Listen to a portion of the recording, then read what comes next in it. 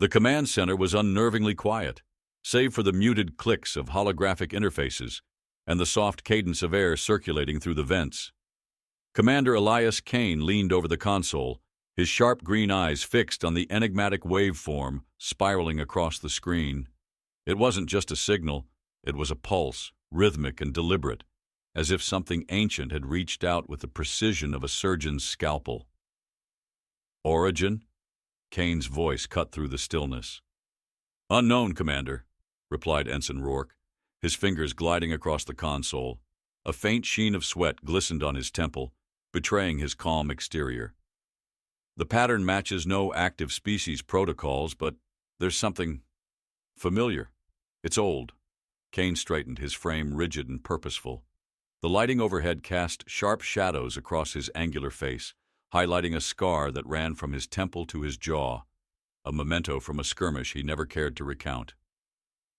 How old are we talking? Centuries, Rourke replied, his tone tinged with disbelief. He adjusted the display, zooming in on the oscillating signal. Possibly Oracan.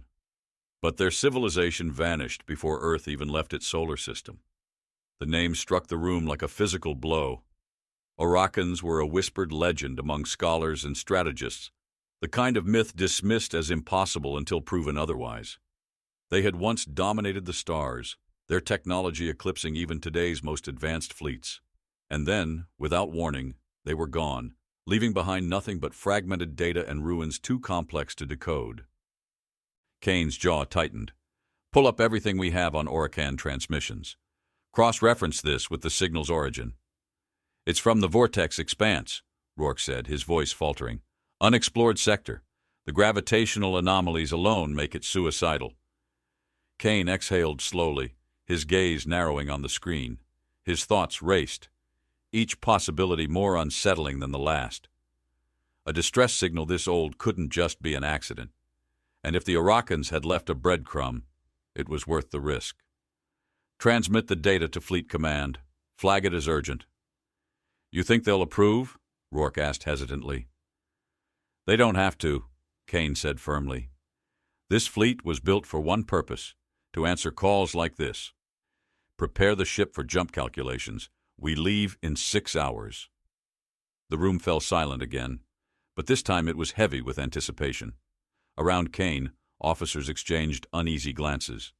Lieutenant Heron, the fleet's tactical advisor, stepped closer, his tone quiet, yet resolute. This isn't just about the signal, is it? You think there's something waiting for us? Kane didn't answer immediately. He kept his gaze locked on the waveform, its rhythmic pulse, steady and unrelenting. I think, he said finally, his words measured, this might be the last chance to learn what happened to the Oracans and why they disappeared. The quiet tension deepened, pressing against the edges of the room like an incoming storm.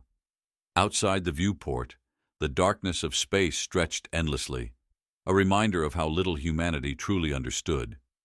Kane turned, his expression set with unyielding determination. And we're going to find out.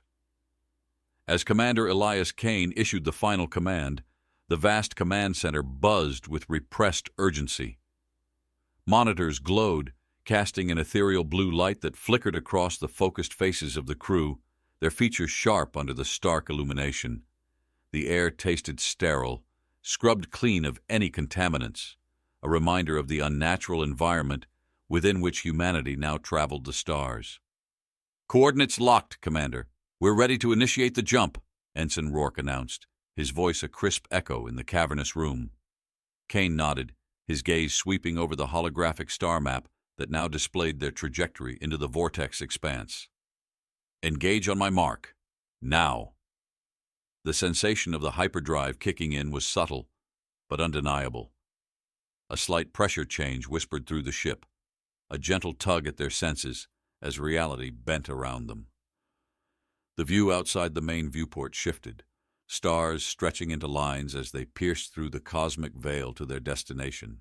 Lieutenant Heron stood beside Kane, watching the stars morph into streaks of light. "What do you think we'll find there?" he asked, his voice low, barely audible over the soft whir of the ship's life support systems. "Answers, hopefully," Kane replied, his tone even but his eyes betraying a flicker of something akin to hope. Or a new mystery to unravel. The journey through hyperspace was brief, the ship's advanced engines compressing hours into moments. When they emerged, the viewport offered a view of a system shrouded in shadows, dominated by a massive, swirling gas giant whose rings cast ghostly shadows across its turbulent atmosphere. The smell of fresh coffee drifted from the nearby galley, a stark contrast to the cold visuals outside. Crew members moved with quiet efficiency, their presence reassuring yet unobtrusive, each absorbed in their tasks, ensuring the ship remained a well-oiled machine. Signals strengthening coming from that shattered moon, Rourke pointed out, referring to a fragmented celestial body orbiting the gas giant. His screen displayed waves of data, the signal now clear and more compelling. Kane tasted the metallic tang of anticipation in his mouth. Take us in, but keep us hidden within those debris fields. We don't know what's waiting for us. As the ship maneuvered into position, hidden by a cloud of cosmic dust and debris, the silence was palpable. The soft clink of utensils against plates in the galley ceased momentarily as everyone's attention turned towards the main mission. Suddenly, a series of low thuds vibrated through the ship's hull, the distant echoes of impacts against the protective shields. Muffled voices reported the readings, their tone urgent but controlled. Automated defense systems, ancient but still operational, Harren observed, peering at the tactical display. Seems we're not the first to heed this call. Kane's next orders were decisive. Disable the defenses. Non-lethal force only. We're not here to destroy history. The response was a flurry of activity. Controlled bursts of countermeasures were deployed, silencing the ancient guardians of the moon with precision. As the debris settled and the moon's secrets loomed closer, the taste of imminent revelation lingered on everyone's tongue, mixed with the bitter edge of black coffee. Kane watched, his senses alert to every detail, every shift in the air and space around him. Whatever lay on that moon, hidden and guarded for centuries, was about to unfold before them. As the last of the automated defenses fell silent, the shattered moon revealed itself not merely as a celestial body, but as a crypt, harboring centuries-old secrets in its fractured crust. Commander Elias Kane's ship, shrouded by debris, edged closer, its exterior bathed in the eerie glow of the gas giant's reflected light. The desolate landscape before them resembled a vast graveyard of civilizations past, strewn with rubble and dormant technologies. Surface conditions? Kane's voice pierced the contemplative silence of the bridge. Temperatures are sub-zero, with scattered radiation pockets likely from old power cores, responded Rourke, his hands dancing across the sensor panel, capturing every nuance of the moon's hostile environment. Kane nodded, feeling the weight of history in every piece of debris they navigated. The cabin's air was tinged with the sharp scent of electric charge, remnants of ionized particles clinging stubbornly to their ship as they descended into the moon's thin atmosphere. Prepare for surface excursion. Harren, you're with me. Rourke, keep scanning for any operational tech. We're not alone in this system. I can feel it. As they donned their suits, the texture of the synthetic fabric felt both restricting and protective against the unknown. The suits were designed not only to shield them from the physical dangers of alien worlds, but also as barriers against the overwhelming sense of intrusion into a realm that was not their own. Stepping onto the moon's surface, Kane's boots crunched against the gravelly regolith, the sound stark against the silence that dominated. The landscape was bathed in the pale light of the distant sun, casting long, haunting shadows that seemed to whisper tales of desolation. Harren followed closely, his presence a silent echo to Kane's determined strides. The occasional crackle of static from their radios was the only reminder that they were still connected to the ship, still tethered to their escape from this ghostly domain. The signal's origin should be just beyond that ridge, Kane pointed out, his gaze fixed on the horizon where a faint blue light pulsed softly, beckoning them forward. As they climbed the ridge, the ground beneath them shifted, a reminder of the moon's fragile state. At the summit they paused, overlooking a valley that cradled the remnants of what could only be the Oracan structure, a complex network of geometric shapes, intertwined with the natural rock formations. "It's beautiful," Heron murmured, his voice carrying a mix of reverence and sorrow. "And tragic." Kane felt the sting of cold air against his faceplate, the icy touch a stark contrast to the warmth he felt at the sight of the structure, a beacon of past ingenuity and present mystery. "Let's find the heart of this place." Descending into the valley, they approached the structure. Its surfaces were slick with ice, reflecting the starlight in patterns that danced before their eyes, hypnotic and disorienting. Inside, the air was stale, the silence profound, as if the very atmosphere was holding its breath. The blue light grew stronger, more insistent, pulsing in sync with Kane's quickening heartbeat. They reached a chamber where the light originated, a device, its core still glowing with life. "This is it," Kane said, his hand hovering over the device, hesitant to touch it. The source of the signal. As he finally made contact, the device activated, a screen illuminating to reveal cryptic symbols that danced and twisted before stabilizing into a coherent message. "Welcome, traveler," it began, the words resonating in the chamber, "to the legacy of the Oracans." Kane and Heron exchanged a look of mixed awe and apprehension. This was what they had come for, but as the message continued, it became clear that this was just the beginning. As the ancient Oracan device sprang to life, its blue light cast spectral patterns across the chamber's walls, weaving shadows that danced with the slow, rhythmical pulse of the machine. Commander Elias Kane stood transfixed, his eyes absorbing the shifting hues that painted the icy surfaces with stories of a forgotten epoch. "Legacy of the Oracans," Kane murmured, echoing the device's greeting. His breath fogged the interior of his helmet, a mist of warmth in the chilling silence of the alien structure. Beside him, Lieutenant Heron scanned the illuminated symbols, his expression a mix of fascination and caution. "It looks like it's been waiting for us," he suggested, the weight of their discovery hanging between them like the heavy air of foreboding that filled the chamber. Kane reached out, his gloved fingers brushing against the device. The contact sparked a series of vibrations through the floor beneath them, as if the entire moon resonated with their presence. "Or waiting for anyone brave enough to listen," he replied, his voice resonating slightly within his helmet. The device flickered, then displayed a map of the galaxy, its stars interconnected with lines that suggested trade routes or migratory paths, ancient Oracan secrets that had evaded even the most persistent scholars. Among these, a single point blinked insistently, located in a sector known for its violent stellar phenomena. Kane felt a prickling sensation down his spine, a mix of dread and exhilaration. "Looks like this isn't the end of the trail," he stated, his tone solid yet thoughtful.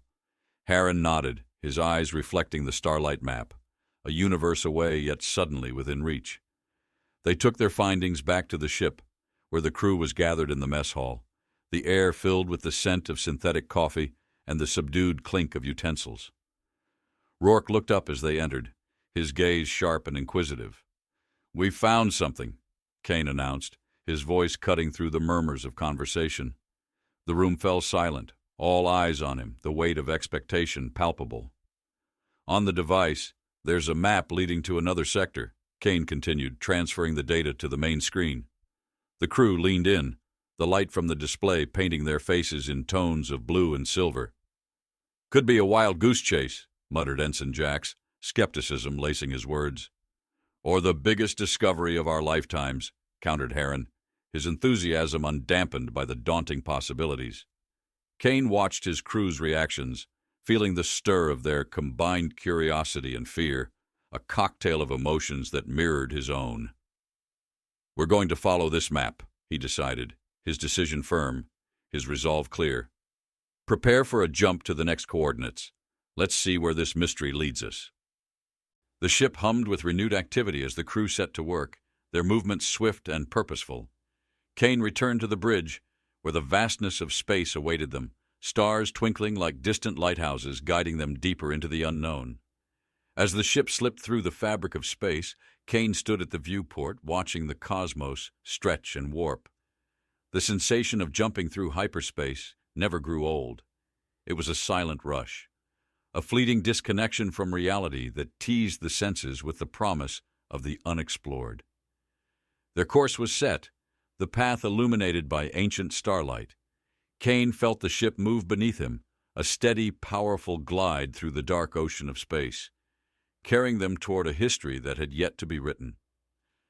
Emerging from hyperspace, the ship entered a sector choked with cosmic storms and turbulent nebulas, their chaotic beauty a stark contrast to the calculated order of the Oracan map. Commander Elias Kane surveyed the expanse from the bridge, his eyes reflecting the violent swirls of red and purple gases outside, which painted the space with a surreal palette. "Stellar activity is off the charts," Rourke announced, adjusting the sensors to pierce through the dense cosmic fog. "It's interfering with our instruments." Kane's nostrils filled with the sharp tang of ionized particles, a reminder of the ship's continuous battle against the invasive external environment. He could almost taste the metallic sting in the air, electrified and vibrant, as it circulated through the life support systems. "Navigate us closer to the coordinates, but keep us within the cover of that nebula," Kane instructed, pointing to a dense purple cloud swirling menacingly on their starboard side. His voice resonated with a mix of caution and intrigue, perfectly mirroring the crew's tension as they edged closer to the unknown. The ship obeyed, its exterior shields shimmering softly as they brushed against the nebula's outer fringes, the particles scraping against the hull like fine sand.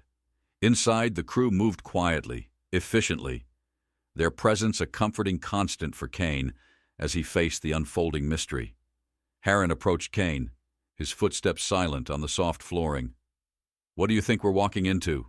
he asked, his voice barely above a whisper, as if afraid to disturb the haunting serenity of the nebula outside. Kane considered the question, his gaze never leaving the viewport. "Something that stayed hidden for a reason," he replied thoughtfully, "and something worth hiding."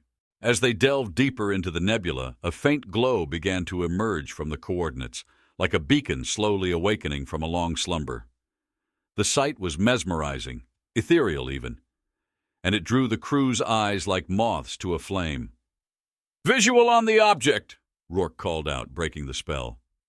The bridge crew gathered around the main display, which now showed an ancient structure, its architecture distinctly Oracan, but covered in cosmic debris and scars from countless millennia. "It's a station, or was, at one point," Kane mused, taking in the sight of the dilapidated structure that promised as many answers as it did secrets. The ship steadied, hovering just outside the gravitational pull of the mysterious station.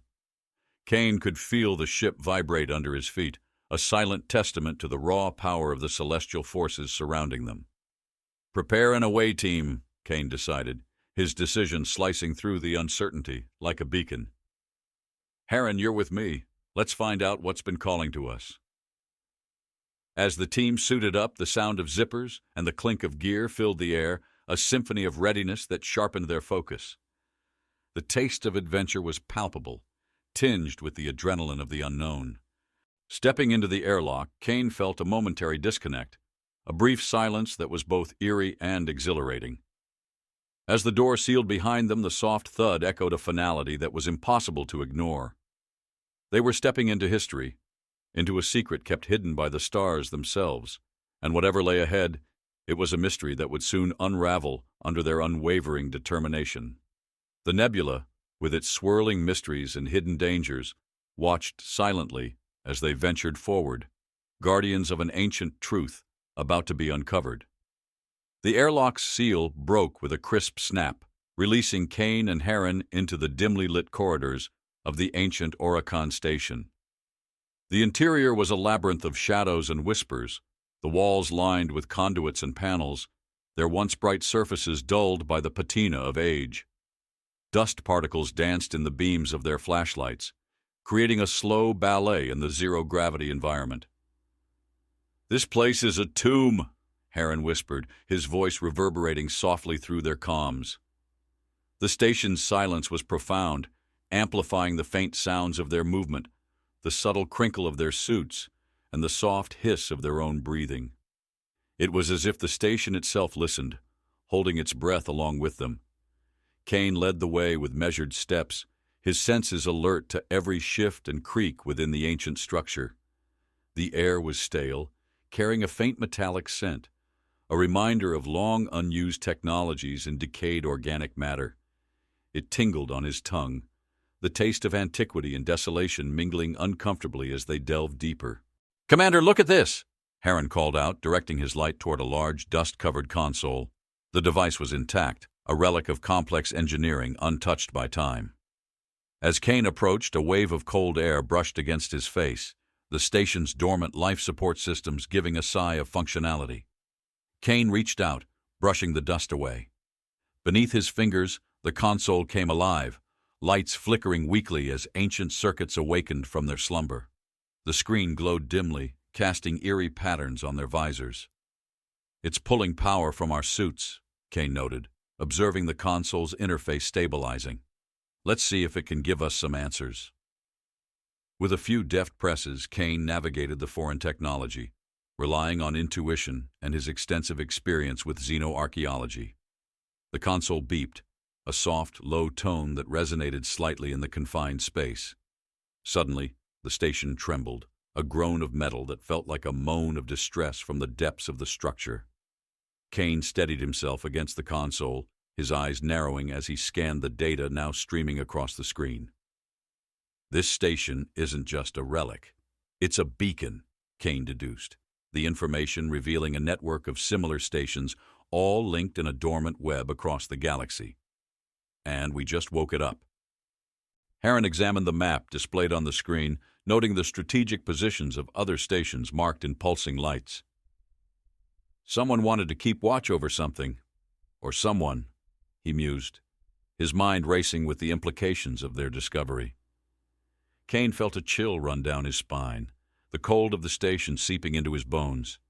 The mystery deepened, drawing them into its grasp with the promise of forbidden knowledge and hidden threats.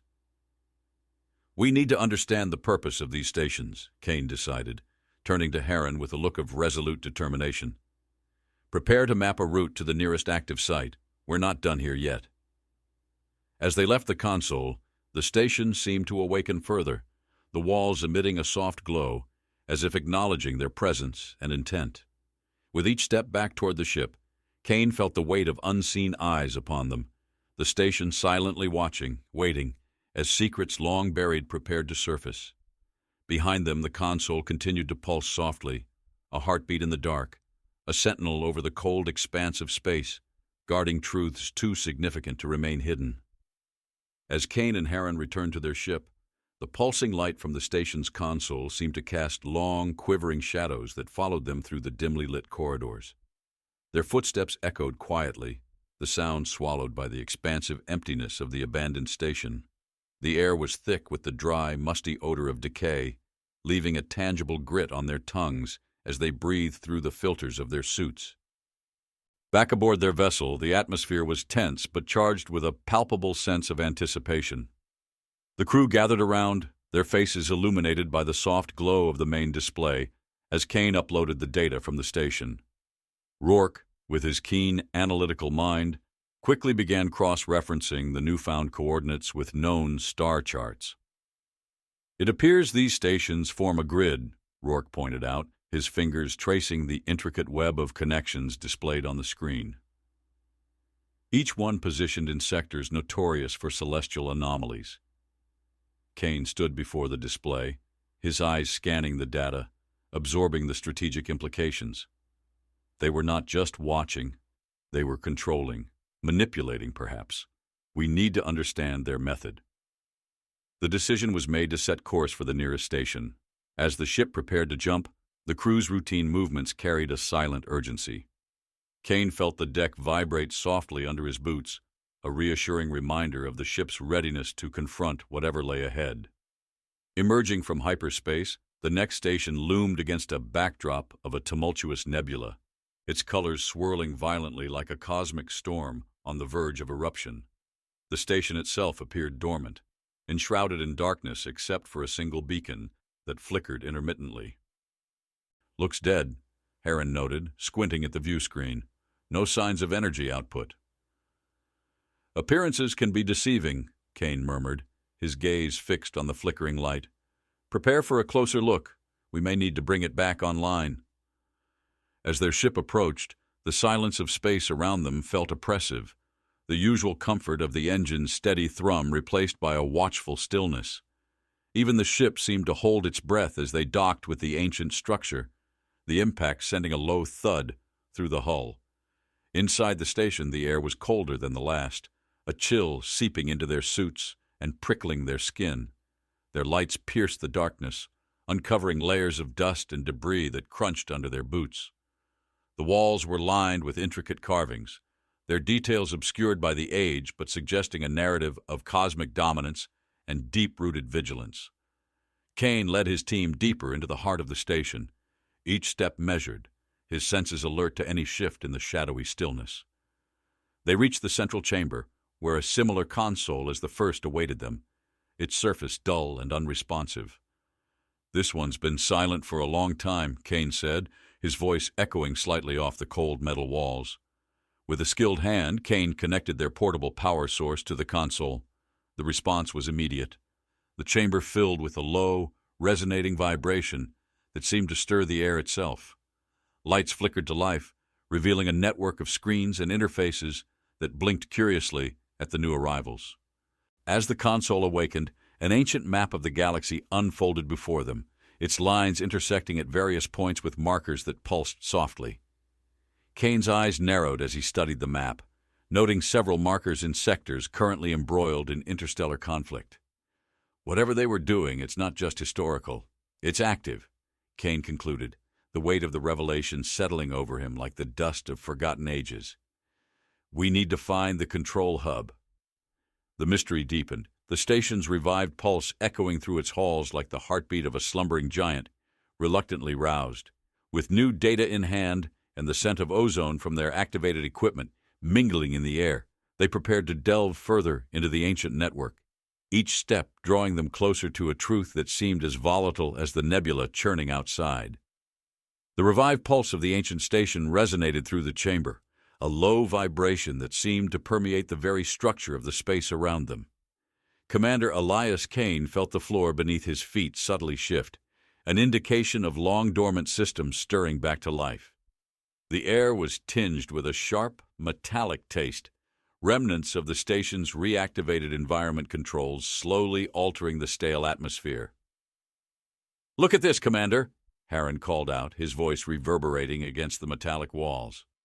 He was pointing at a newly illuminated panel, its display flickering with complex schematics and a series of slowly rotating holographic images of the galaxy, marked with active and dormant nodes. Kane approached, his eyes scanning the data with a practiced gaze. "These aren't just observation posts. They're part of a vast network, perhaps a defense mechanism, or something more covert." The station's corridors echoed with the soft sounds of their movement, the silence punctuated by the distant whir of reactivated machinery. As they navigated through the network of corridors, the walls seemed to thrum with energy, the lines of light tracing patterns that were both alien and oddly familiar. They reached a larger chamber, the heart of the station, where a massive holographic display dominated the center. The room smelled faintly of ozone, a byproduct of the electrical discharges from the high-energy systems now coming online. The display projected a 3D model of the galaxy, with dynamic lines connecting various stars, some pulsating with a steady glow while others flickered erratically. "Commander, this station could be controlling factors we've never even considered in galactic dynamics," Rourke speculated, his eyes wide with the implications of their discovery. Gravitational anomalies, stellar migrations, perhaps even influencing evolutionary paths on emergent worlds. Kane felt a chill run down his spine as he considered the potential scope of Oracan influence. "We need to understand their criteria for activation," he said firmly. "What triggers these stations? Why now?" As if in response to his query, the central console emitted a soft chime, and a new series of symbols appeared on the screen. Harren, with his knack for linguistic patterns, leaned closer, squinting at the text. "It's some sort of automated message," Harren deciphered. "It's repeating a sequence, looks like a distress call, but not one aimed outward. It's internal, perhaps a fail-safe protocol." Kane's mind raced as he absorbed the implications. The Oracans had built a network capable of self-activation in response to specific cosmic threats, possibly ones they had foreseen centuries ago.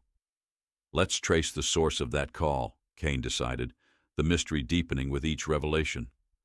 If there's a central hub for this network, it might hold the answers to not only the Oracan disappearance, but perhaps guidance on how to safely manage this technology. With a new course set, they left the chamber, their path illuminated by the flickering lights that now seemed to pulse in sync with their own heightened alertness. The taste of cold, recycled air mixed with a hint of ionization filled their lungs as they made their way back to the ship, each step resonating with the silent, watchful presence of the station. As they embarked on their journey toward the next coordinate, Kane felt the weight of history on his shoulders, aware that each discovery peeled back layers of a cosmic conspiracy woven through the fabric of the galaxy itself. The silence of space around them held a breathless anticipation, as stars watched like silent sentinels, waiting to see what truths the human interlopers would unearth next. As the ship cut through the dark tapestry of space towards the source of the internal distress call, an air of trepidation settled among the crew. The silence was dense, filled only by the low buzz of the ship's life systems working overtime, and the occasional soft clink of tools being prepared for potential repairs or examinations. Outside, the cold void was punctuated by the brilliant speckles of distant stars, their light reaching across eons, untouched by the urgency of human concerns. Commander Elias Kane stood before the main viewport, watching as a dense cluster of asteroids began to loom into view, orbiting a dying star that cast a weak, faltering light. The navigation officer, Lieutenant Cole, adjusted their trajectory, skillfully maneuvering between the massive rocks that seemed suspended in a slow, haunting dance of gravitational pull. Visuals on the central hub should be coming into range soon, Cole announced, his voice steady despite the palpable tension that hung over the bridge. Kane nodded, his gaze fixed on the approaching coordinates. All hands, be ready for anything. This might not be just another derelict station. Keep the comms open and report any anomaly instantly. The scent of recycled air mingled with a hint of lubricant, a reminder of the ship's constant battle against the entropy of space, filled the bridge as they approached their destination. The central hub, revealed by their forward scanners, was unlike the previous stations. It was larger, its design more intricate and menacing, with spires that twisted skyward and domes that housed dark, reflective surfaces. "It's powered up," Rourke observed, scrutinizing the energy readings on his monitor, "but I'm not detecting any outbound signals. It's like it's waiting for something, or someone." As they docked with the hub, the sound of the airlock ceiling echoed through the ship, a definitive click that marked their crossing into the unknown. Kane led a small team into the hub, each step echoing ominously through the vast, empty halls that smelled faintly of ionized radiation, a sharp electric tang that seemed to crackle silently in the stale air. The center of the hub was dominated by a massive control room, its walls lined with screens and dormant consoles that flickered hesitantly to life as the team approached. At the room's core was a large, transparent cylinder filled with a swirling, luminescent gas that pulsed with light. Kane approached the cylinder, his reflection distorted on its curved surface. Inside, shadows moved, forms and faces pushing against the boundaries of their confinement as if trying to communicate through the barrier. "This is no distress call. It's a prison," Heron muttered, his eyes wide as he took in the scene. Kane placed his hand against the glass, feeling the cold seep through his glove. The figures inside recoiled, then surged forward, their features becoming clearer, more desperate. "We need to understand who they are and why they're here," Kane said, turning to face his team. "Rourke, try to interface with the console. Let's see if we can communicate with them." As Rourke worked, the rest of the team kept watch, their senses heightened to every shift in the air, every flicker of light. The mystery of the Oracan network was unraveling, layer by layer, revealing not just mechanisms of galactic influence but also deep, dark secrets that had been hidden away in the cold reaches of space. The console beeped softly, a stark sound in the silence, signaling that a connection had been made. Kane watched as the first translations appeared on screen, each word bringing them closer to truths, perhaps meant to remain buried. The translations flickered onto the console screen, revealing a narrative steeped in caution and regret. The beings trapped within the cylinder were not just prisoners. They were former guardians of the galaxy, ensnared by their own creations for attempting to halt a plan set in motion eons ago. The air around Commander Elias Kane tightened, tasting of the electric tension that now buzzed through the control room. These guardians were part of the original Oracan network, designed to monitor and, if necessary, intervene in cosmic events, Rourke read aloud, his voice echoing slightly off the cold metallic walls. It appears they tried to deactivate the network, fearing its potential misuse. Kane's eyes remained fixed on the swirling figures in the cylinder. And their punishment was imprisonment? He asked, the weight of command heavy in his tone. Exactly, Rourke confirmed, scrolling through more data. They were silenced, confined here to prevent them from influencing any other nodes in the network. Heron, standing beside the main console, glanced around, unease clear in his posture. And now we've reactivated it. What are the chances we've been noticed? High, Kane replied shortly. He turned to address his team, his resolve firming. We need to decide our next move. We cannot allow this network to be misused again. As they deliberated, the ship's sensors suddenly spiked, an urgent warning that snapped all heads towards the display. Incoming craft, Cole announced from the communications station. Multiple signatures, and they're powering weapons. The taste of imminent battle filled the air, metallic and sharp. Kane issued rapid orders. Prepare for defensive maneuvers. Heron, get us as much information as you can from the Guardians before we have to fight. Outside, the dark expanse of space was now punctuated by the approaching lights of unknown ships, their designs sleek and predatory. The crew's preparations were swift, the ship bristling with readiness, as each member fell into their role with practiced ease. The first salvo from the incoming ships rocked them, a harsh reminder of the stakes they were playing for. Kane felt the ship shudder under the impact, the smell of overheated circuits briefly overpowering as the shields absorbed the energy. Shields holding at 75%, Cole reported, his voice calm despite the onslaught. Returning fire. The battle unfolded with chaotic grace, the ship weaving through volleys of energy blasts, its own weapons returning fire in bright arcs of destruction. Kane watched the engagement, his strategy clear in his mind, but his thoughts also on the revelations they had just uncovered. We can't let them take us. Or this station, Kane declared, turning to make his determination clear to his crew. Whatever it takes. As the ship danced between incoming fire and debris from destroyed enemy vessels, the trapped Guardians flickered within their prison, their forms blurring with the intensity of the battle outside. Then, suddenly the cylinder dimmed, and a new message appeared on the screen. We can assist, it read, the Guardian's offer cutting through the chaos. Release us. Kane paused, the decision monumental. Do it, he commanded, knowing this could change the course of the battle and possibly much more. Release the Guardians. With a flick of Rourke's switch, the cylinder opened, releasing a surge of energy that felt like the breath of a new dawn. The Guardians emerged, forms stabilizing into beings of light and power, immediately integrating with the ship's systems and enhancing its capabilities. As the battle raged, the Guardians' presence tipped the scales, their ancient knowledge and power blending with the human desire for survival and justice. The mystery of their imprisonment now linked to a shared purpose. Kane and his crew faced their adversaries not just as soldiers, but as bearers of a legacy both ancient and formidable. As the Guardians melded with the ship's systems, a vivid cascade of lights played across the control panels, their luminescence intensifying the stark shadows in the cockpit. Commander Elias Kane watched, a mix of awe and apprehension etching his features as the ship's capabilities expanded, its power surging with the ancient wisdom of the Guardians. The integration is complete, Rourke announced, his voice a mix of relief and wonder. Their energy signatures are stabilizing throughout the ship's core. Kane nodded, feeling the air thrum with newfound power, a palpable presence that filled the space with a charged expectancy.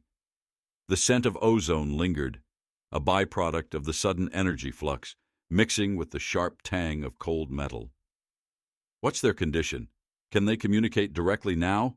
he asked, turning towards the main display where ethereal forms flickered in and out of visibility. "Yes, Commander," a voice resonated not through speakers, but as if emerging from the very air around them. It was one of the Guardians, their form coalescing into a more distinct shape, an orb of pulsing light. "We are here, integrated but independent. We can assist you further." Kane approached the display, his reflection obscured by the brightness of the orb. "We need to know the full capabilities of this network and any threats we should anticipate." The Guardian's light fluctuated gently, casting a warm glow that softened the harsh angles of the control room. The network was designed to oversee and, if necessary, intervene in cosmic scales. But its power was deemed too vast, too tempting for those who might misuse it. That is why we were silenced. "Who exactly silenced you, and are they a threat now?" Kane's question cut through the cabin, sharp and urgent. "The creators themselves, fearing their own creation. They no longer exist in corporeal form, but their protocols do, embedded within the network, designed to activate under specific conditions." Kane processed this information, the implications vast and daunting. "So we could be facing an automated defense system at any point?" "Correct," the Guardian confirmed, its brightness dimming slightly. "And given that you have reactivated part of the network, it is likely that these protocols will soon come into effect."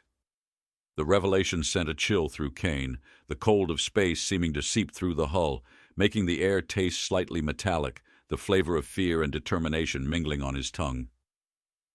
"Prepare all hands for potential threats, both known and unforeseen. We navigate this carefully," he ordered, turning to address his crew, who were closely monitoring every change in the ship's readings. As the ship moved away from the immediate conflict, slipping through space with an ease that belied the tension aboard, Kane felt every vibration of the deck plates, each one a reminder of the volatile path they tread. "Set course for the nearest network node," Kane decided, his decision firm, his gaze steely. "We need to gather more information and potentially shut down these protocols before they activate." The Guardians, now part of the ship's essence, worked in silent accord, their presence a constant hum of energy that reassured and intimidated in equal measure. Kane stood at the helm, his senses heightened, ready for whatever challenges lay in the vast, uncharted stretches of space. As the stars blurred past, the mysteries of the Oracan network unwound slowly, each revelation a thread pulling them deeper into a web of cosmic intrigue. The ship, empowered by ancient Sentinels, sailed forth into the unknown, its crew united by a common purpose and a shared fate, each member keenly aware that the path they chose could change the course of history. Commander Elias Kane stared into the depth of the star map, each node pulsing like the heartbeat of the universe itself. As the ship approached the next network node, the air crackled with a palpable tension, the weight of impending revelations lingering heavily in the ship's corridors. "Any changes in the network's activity?" Kane asked, his voice breaking the hushed murmur of the crew at work. "Stable for now, but these nodes are interconnected in ways we don't fully understand. Any action we take could have ripple effects," Rourke replied, his fingers gliding across the datapad, the soft glow illuminating his focused expression. The scent of brewing coffee mixed with the metallic tang of the ship's interior did little to comfort Kane as he contemplated their next steps. The Guardians, their luminous presence now a constant fixture aboard the ship, shimmered softly near the main console, their forms less ethereal, but no less enigmatic. "We should proceed with the integration protocol," suggested one Guardian, its voice resonating not just in the air, but within the minds of those present, a gentle yet firm reminder of their intertwined fates. Kane nodded, feeling the slight vibration of the ship as it adjusted its course. "Prepare the integration. Let's see if we can use these nodes to our advantage." As the ship docked with the cosmic structure, a massive, sprawling network of conduits and panels, the coldness of space seemed to seep through the hull, chilling the air and leaving a thin layer of frost on the interior windows. The crew, their breaths visible in the chilled air, worked diligently to establish a connection with the node. With a successful link, the ship's systems began to sync with the Oracan network, data flowing like a torrent of light through the fibers of the ship. Kane watched, his senses alert to every shift in the ship's ambience, the faint sounds of the structure creaking under the strain of new energy coursing through its aged veins. "Commander, we're seeing something unusual," Harren reported, his eyes locked on the screen displaying an influx of encrypted data. "There are layers of code here that suggest a defensive protocol could activate upon full integration. Can we bypass it?"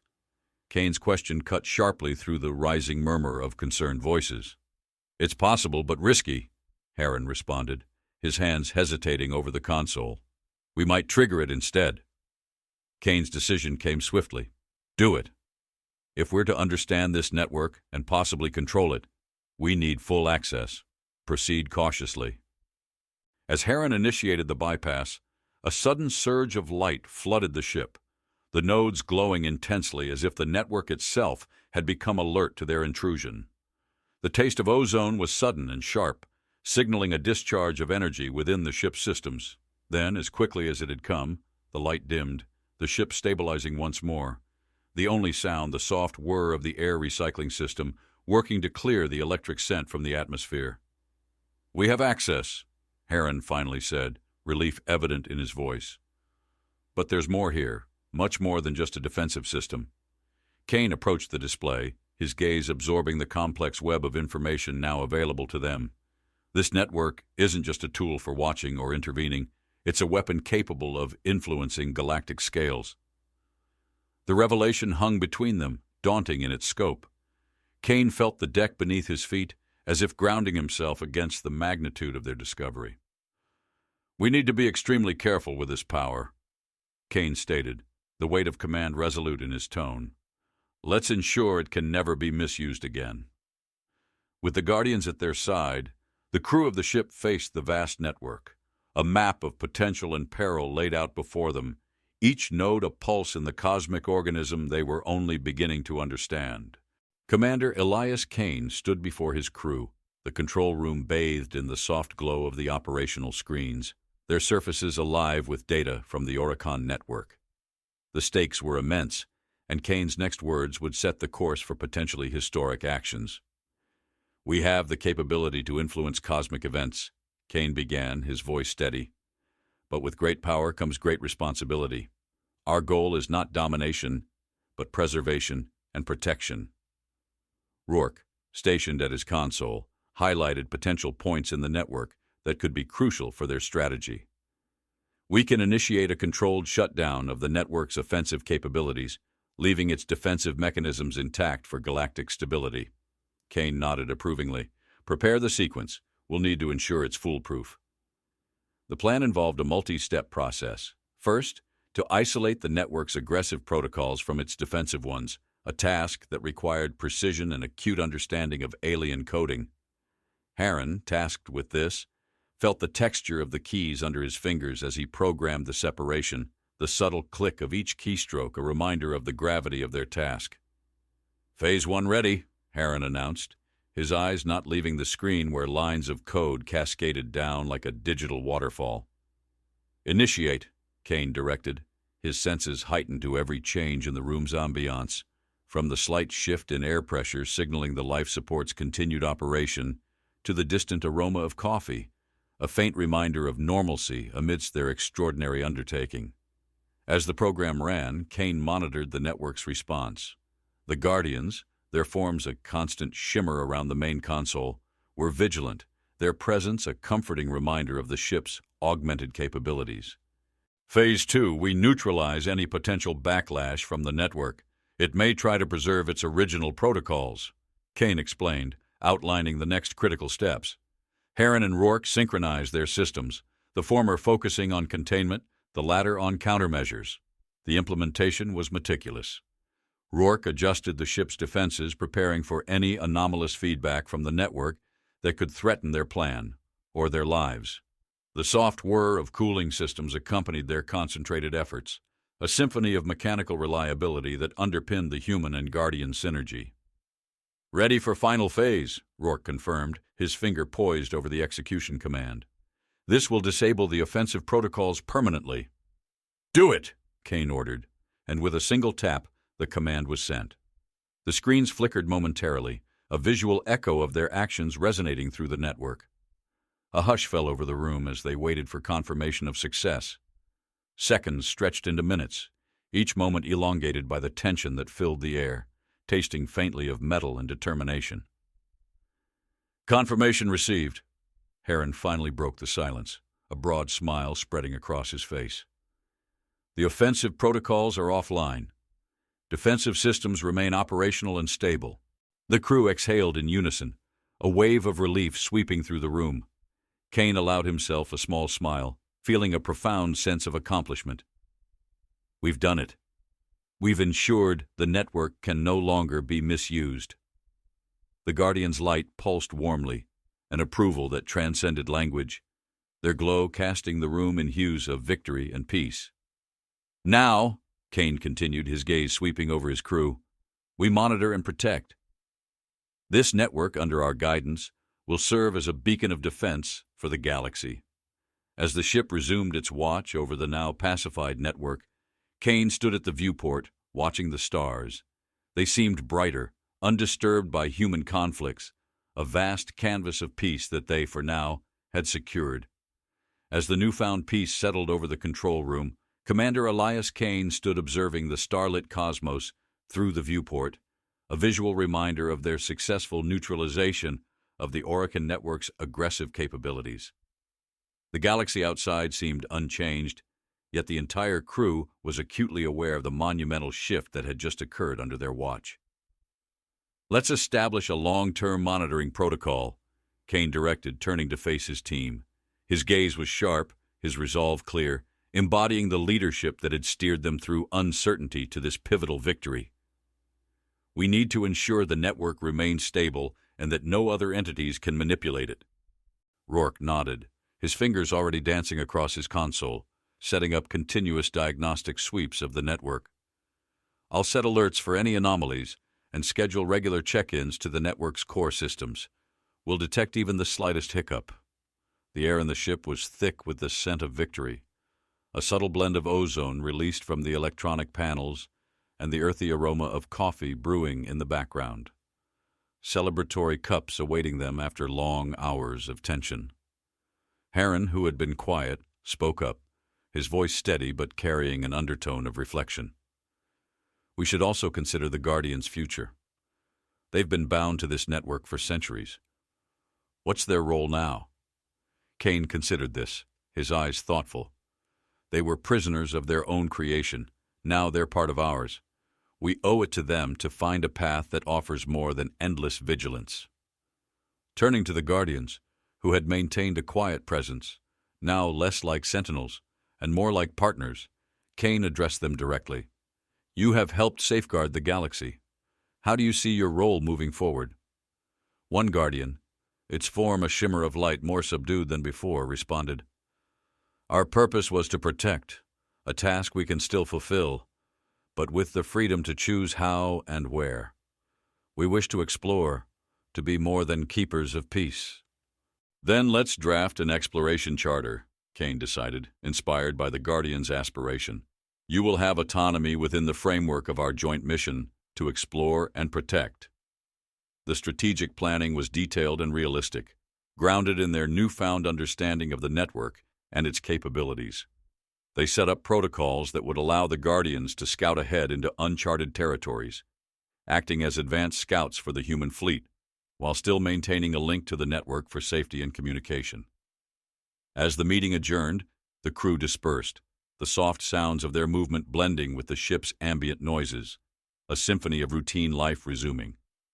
Kane lingered at the viewport, watching as a few stars seemed to twinkle brighter, a visual echo of the network nodes pulsing silently across the galaxy.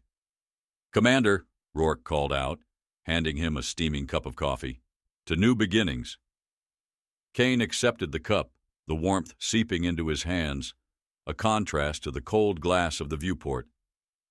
To new beginnings, he echoed, the steam from the coffee mingling with his breath.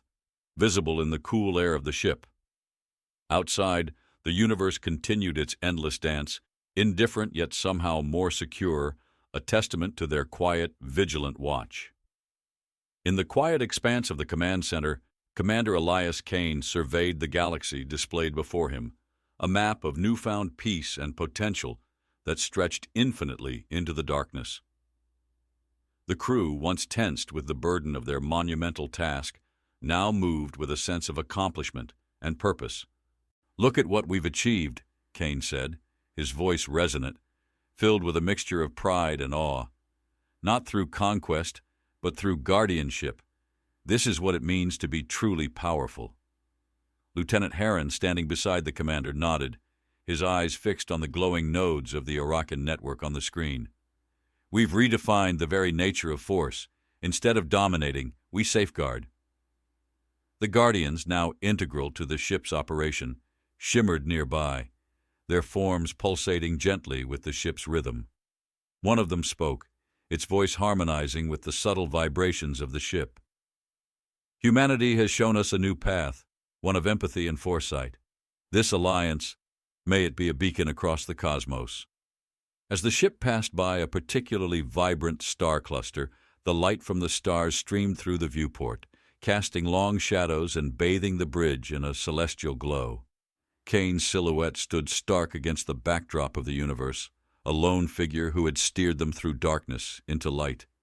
"Commander, incoming transmission from the Galactic Council," Rourke announced, his tone indicating the significance of the call.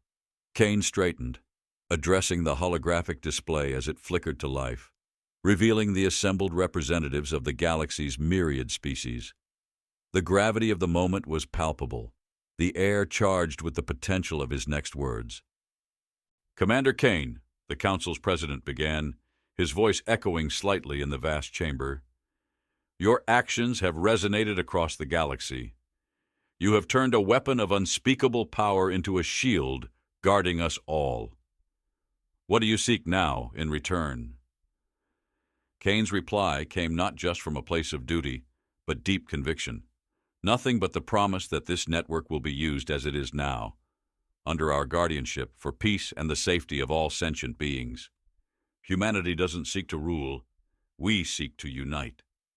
A murmur ran through the council, a sound of consensus and respect. "Then let it be known," the president declared, "that humanity stands as a pillar of this galactic community, not as overlords, but as prime guardians. We are all safer for your bravery and wisdom." As the transmission faded, the weight of their success settled around Kane and his crew. They had not only averted a crisis, but had fundamentally shifted the narrative of power in the cosmos. Kane turned back to the viewport, watching as the ship sailed through the starlit sea of space, its path illuminated by the stars that now seemed to watch over them in silent approval. "This is what we are capable of," he spoke softly, more to himself than anyone else. "Not just surviving, but thriving through our humanity." The story of their journey, a testament to human tenacity and compassion, was one that would echo through the ages, a beacon of hope in the vast, often unforgiving universe. As the ship continued its patrol, the stars no longer seemed distant. They were part of a larger home, a universe that humanity was now sworn to protect, embodying the very essence of their newfound role. Commander Elias Kane stood on the observation deck of his ship, watching the universe unfold around him. Stars twinkled with life, each one a silent testament to the journey his crew had undertaken, a journey that had reshaped their understanding of power and guardianship in the cosmos.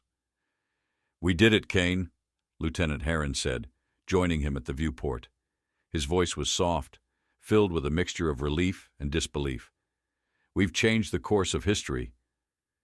Kane turned to look at his old friend, a slight smile tugging at the corners of his mouth. "We did indeed, but remember, it's not just what we've ended, but what we've begun. This is only the start of a new era." Around them, the ship hummed softly, a delicate balance of technology and life. The Guardians, their forms now less ethereal and more integrated into the ship's essence, contributed to this harmony, their presence a constant reminder of the ship's unique mission. As the ship passed near a nebula, The light from a nearby star system cast shadows and illuminated the deck in a kaleidoscope of colors. Kane felt the warmth of the light on his face, a physical connection to the stars that had once seemed so distant and indifferent. "Commander, the Galactic Council has confirmed the new protocol orders. The network is officially under joint guardianship," Rourke reported, his voice carrying over from the communication panel. "Thank you, Rourke. Broadcast our acknowledgement and thanks. Let's ensure this cooperation continues for generations," Kane responded, his tone commanding yet hopeful. Turning back to the expanse before him, Kane continued, "This network, our fleet, they aren't just tools for safeguarding the galaxy. They're beacons of what humanity can achieve, not through conquest, but through unity and protection." The ship sailed quietly, its path secure in the vastness of space, its mission clear and its crew united. The once daunting expanse of the universe now felt like a shared domain, their responsibility not just to protect, but to foster peace and understanding. "Do you think the galaxy is ready for this new era?" Heron asked, his eyes reflecting the starlight. "It has to be. We've shown that humanity isn't just about survival, but about flourishing together, about reaching out in the darkness and finding not just hands waiting, but souls willing to unite for the greater good," Kane replied, his gaze fixed on the infinite. The final words hung in the air, a powerful closure to their incredible journey. The ship moved forward, a solitary vessel against the backdrop of an ever-expanding universe, its course set by the collective will of a species that had proven its worthiness not just to survive, but to lead. As the stars shone brightly, casting their age-old light upon the ship and her crew, it was clear that humanity had not just answered a distress call, they had answered the call to a higher purpose. And in that purpose, they found not only their place among the stars, but their legacy within the cosmic tapestry, a legacy of peace, guardianship, and hope. Humanity had indeed summoned Earth's most dangerous fleet, not because of their weapons, but because of their ability to wield great power with even greater responsibility. As they moved forward, it was with the knowledge that they sailed on the winds of change, guardians of a galaxy that was, finally, a little less dark.